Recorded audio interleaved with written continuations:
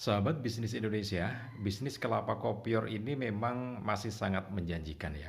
Antara supply kemudian juga permintaan, ini memang masih sangat tinggi permintaannya. Saat ini yang paling tinggi ya dari Kabupaten Pati ya, yang disuplai ke Jakarta. Satu bulannya itu masih mengirim sekitar 1.000 lebih ya, kelapa kopior. Nah, tapi beberapa daerah juga sudah mulai ada, dari Banyumas juga sudah mulai ada. Nah, eh, tentang pembanding antara bisnis kelapa kopior dengan bisnis kelapa biasa, tentu ini bukan perbandingan ya, karena memang tidak bisa dibandingkan dari sisi harga, kemudian juga dari sisi ini pengelolaan memang sangat jauh berbeda dan tidak sebanding. Di video saya sebelumnya sudah saya bandingkan, jadi intinya begini, kalau kelapa kopior itu bibitnya saja itu sampai 1 juta rupiah ya, 1 juta rupiah per bibitnya. Kemudian kalau dibandingkan dengan kelapa biasa, bibitnya ya paling 15.000 sampai 30.000 ya per bibitnya. Nah, tapi hasilnya memang juga sangat jauh berbeda. Kelapa kopior itu satu butirnya dari petani ya, dari petani itu bisa 15.000 sampai 30.000 atau 40.000. Ya 15.000 sampai 40.000 rentangnya ya. Nanti berbeda harganya itu karena besaran dari butir kelapanya. Itu kelapa kopior. Kalau kelapa biasa paling satu butir dari petani itu ya 3.000 sampai 5.000 ya, 3.000 sampai 5.000. Di Jember, di Lumajang, kemudian di Sumeneb ya rata-rata segitu. Nah, di ini apa di petaninya seharga gitu. Yang satu 15.000 sampai 40.000, yang satu hanya 3.000 sampai 5.000. Nah, kelapa biasa itu kalau sudah tumbuh ya sudah dibiarkan begitu saja. Ya nanti kalau nggak ada hujan ya disiram kan gitu ya. Nah, tapi kalau kelapa kopior itu berbeda gitu ya. Oke, nanti perbedaannya seperti apa kita akan lanjutkan lagi tentang bagaimana sih kita berbisnis kelapa kopior itu ya. Nah, untuk Anda yang baru saja bergabung, jangan lupa tekan tombol subscribe-nya terlebih dahulu. Kemudian untuk Anda juga tekan tombol loncengnya supaya nanti kalau kita ada update terbaru, bisnis terbaru, Anda bisa mendapatkan notifikasi ya dari channel ini. Kemudian juga tekan tombol like, kemudian share video ini ke teman-teman Anda. Siapa tahu teman-teman Anda juga sedang menginginkan informasi tentang bisnis kelapa kopior ini ya. Jadi itu. Nah, oke, sekarang kita bahas lagi. Jadi kalau perbandingannya sudah, silakan dilihat di video saya sebelumnya. Kemudian kalau kelapa kopior sendiri, ini kan dari bibitnya, bibit awalnya itu memang harus dibeli karena tidak bisa diambilkan dari kelapa yang sudah tumbuh karena kan kopior ya. Jadi kopior itu meskipun ada celah untuk tetap bisa mengambil bibit yang alami.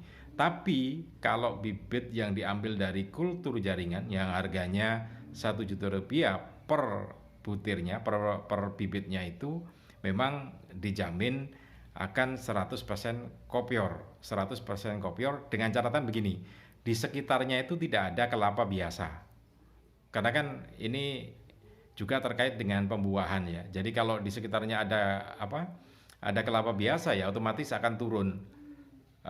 Kopiornya bukan lagi 100% tapi mungkin ya tinggal 90 di bawahnya malah ya. Kalau ada bibit kelapa biasa di sekitarnya. Tapi kalau tidak ada di sekitar situ, misalkan Anda punya lahan 4 hektar gitu ya ditanami kelapa kopior semua, kemudian di sekitar lahan yang 4 hektar itu tidak ada kelapa biasa, maka insya Allah 100% ya. 100% antara 90 sampai 100% lah. Ya 100% hitungannya. Nah, itu. Jadi jaminannya semacam itu karena ini kultur jaringan. Kemudian setelah kita tanamnya ya 60 cm, 60 cm, 60 cm ya. Jadi ditanam, kemudian setelah kita tumbuh sekitar 3 tahun, itu biasanya akan mulai berbunga. Nah, mulai berbunga kemudian akan berbuah sehingga pada tahun keempat itu sudah bisa dipanen ya, bisa dipanen. Nah, panennya dalam setiap janjang itu memang isinya antara 10 sampai 20 butir satu janjangnya ya. 10 sampai 20 butir. Nah, itu kalau dengan catatan tadi ya insya Allah kopior semua. Kopior semua. Nah, eh, setelah itu, setelah ada buah, kemudian perawatan. Jadi perawatan itu kalau musim hujan ya sudah tidak perlu disiram kan karena musim hujan. Tapi kalau sudah musim kemarau kemudian diamati selama 1 bulan tidak ada air maka harus dikasih air, harus disiram ya. Karena pohon kelapa ini hanya akan tahan tanpa air batas waktunya 1 bulan. Lebih dari itu nggak akan bisa, ya bertahan bisa bertahan, tetapi akan merusak bunga dan buahnya. Karena biasanya akan kopong ketika ini apa tidak ada air itu ya. Jadi akan ada pengaruh pada panen yang berikutnya. Karena kan janjangan itu kan banyak. Jadi ketika pada 1 bulan itu tidak ada air maka akan berpengaruh pada kualitas bunga. Nah, ketika bunganya tidak berkualitas, maka buahnya juga akan rusak kan gitu ya. Jadi airnya seperti itu. Pokoknya 1 bulan tidak ada air segera diairi ya, supaya tidak merusak bunga. Nah, kalau kelapa biasa itu biasanya tidak dipupuk ya. Masyarakat yang secara umum pohon kelapa ya dibiarkan tumbuh begitu saja. Asalkan nanti kalau tidak turun hujan ya disiram dengan air gitu ya. Tapi tidak pernah dipupuk. Itu kelapa biasa. Nah, tapi kalau kelapa kopior ini harus dipupuk NPK dan KCl dibagi jadi 2. Jadi sebelum masuk musim kemarau, perbatasan masuk kemarau sama hujan. Hujan sama kemarau. Jadi itu ada perbatasan itu dipakai untuk memupuk ini. KCl dan NPK. NPK-nya itu 15 kilo, kemudian NPK-nya juga sama 15 kilo ya per pohonnya jadi dibagi 2, 15 kilo itu dibagi 2. Nanti kan 15 kilo dijadikan satu kan jadi 30 kilo, nah dibagi 2. Nah, pemupukannya semacam itu setahun 2 kali. Nah, memang agak mahal ya, sekitar kalau 30 kilo ya sekitar 300 ribuan ya, 300 ribu NPK dan KCl. Nah, ini kenapa harus dilakukan? Harus karena kalau tidak dilakukan maka kelapanya hanya akan muncul kelapa lonjong dan tidak ada isinya, hanya serabut saja.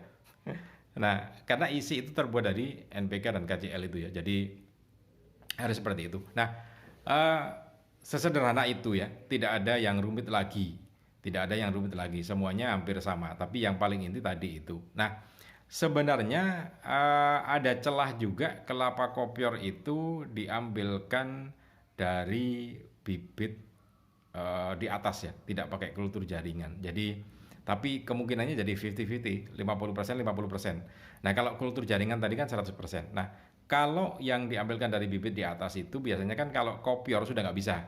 Jadi kelapa itu kalau sudah terdeteksi kopior gitu ya, kan diguncang-guncang gini sudah bersuara gitu. Nah, kalau sudah kopior itu sudah nggak bisa dibibit karena kopior. Jadi embrionya udah nggak bisa, nggak ada, mati gitu ya, nggak bisa. Karena kan makanannya sudah hancur. Kopior itu kan penyimpangan hancur gitu ya. Nah, diambil karena ada kelapa kopior yang tidak kopior ya. Kelapa kopior dari pohon kelapa kopior yang tidak kopior itu diambil kemudian ditanam bisa. Tetapi kemungkinannya jadi 50-50 nanti. Jadi ada yang kopior, ada yang enggak gitu ya. Ada yang kopior, ada yang enggak. Berbeda dengan yang kultur jaringan tadi. Nah, itu beberapa perbedaannya. Masih ada celah-celah bagaimana memanfaatkan itu. Karena memang kalau dibandingkan sebetulnya ya kalau melihat dari bibit perbandingan memang nggak bisa dibandingkan karena kan berbeda dan itu jadinya jauh sekali, mahal sekali itu. Tapi kalau kita lihat panennya, jadi kelapa kopior itu 3 tahun, nah 3 tahun sudah berbunga, 4 tahun panen, 5 tahun panen, kemudian terus sampai 50 tahun, bahkan mungkin ada yang sampai 100 tahun ya. Sudah tidak perlu diganti lagi, tetap bisa memanfaatkan itu. Dan harganya memang cukup mahal di konsumen ya. Kalau kita perbandingkan dari petani saja perbedaannya sudah cukup signifikan. Dan ini memang hasil dari kultur jaringan dan adanya di Indonesia ya kelapa kopior ini. Sebenarnya kelapa kopior ini adalah penyimpangan ya awalnya. Jadi ada kelapa kopior kemudian ini kan penyimpangan artinya dari kelapa itu kan mestinya embrionya terjaga baik ya. Tapi kemudian kulit dagingnya itu kemudian pecah-pecah, mengelupas di dalam, sehingga kalau digoyangkan ini bunyinya keras ya. Nah, itu sebetulnya penyimpangan, tetapi bisa menjadi bisnis cuan ini ya. Dan hasilnya memang cukup menarik. Nah, Anda yang berminat, ya bisa menghubungi atau membeli bisnis, membeli ini apa, bibit kelapa kopior ini ya, yang kultur jaringan atau kultur embrio. Oke, Anda yang berminat, selamat mencoba dan sukses selalu untuk Anda.